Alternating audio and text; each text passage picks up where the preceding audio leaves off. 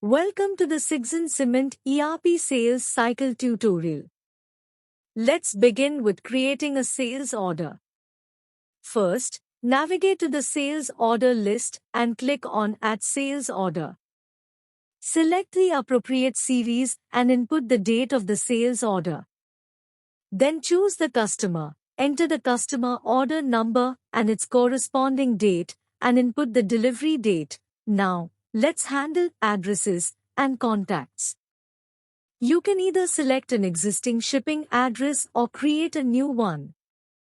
To create a new address, click on New Address, input the required details, and save it. Remember, newly created addresses require manager approval before they can be used for shipping. Next, designate the source warehouse for delivery.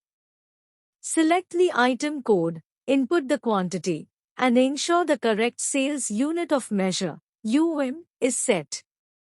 Once all details are entered, click on Save to preserve the order. Verify all information, including GST settings, before clicking Submit. Remember, after submission, order details cannot be changed. After completing the order, it's time to create delivery instructions for the transporter. Go to the sales order list, check the box, and click on the Action button. Select Create Delivery Instruction, choose the transporter, specify the required truck date, and enter the quantity. Click on Create to generate the delivery instruction. Next, the transporter assigns a truck and driver for the delivery. In the truck assignment list, check the delivery instruction, click on Assign Truck, select the truck number and driver. Note, the freight master must be updated with pick and drop locations beforehand. After selecting the truck and driver, click on Create. A gate pass will be created, which the transporter can print from the truck assignment section.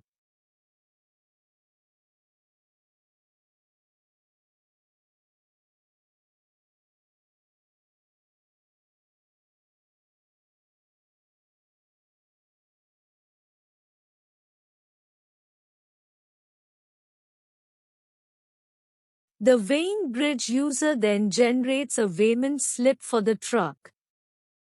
They enter the tare weight and click on Save. After approval, a delivery note is created. The packing team loads the truck, selects the batch, and submits the delivery note.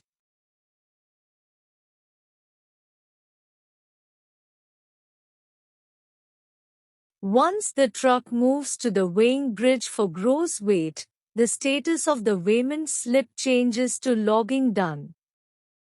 The weighing bridge user enters the gross weight and clicks on Update or Approved if there's no weight difference. This triggers the generation of sales invoice, EV bill, and e-invoice. When the truck reaches the gate again, the gatekeeper records the exit time and date, clicks on Update, and Approved.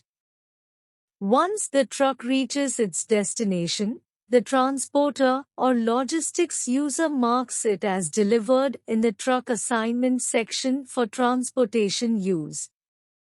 And that concludes our tutorial on the Sigson Cement ERP sales cycle. Thank you for watching.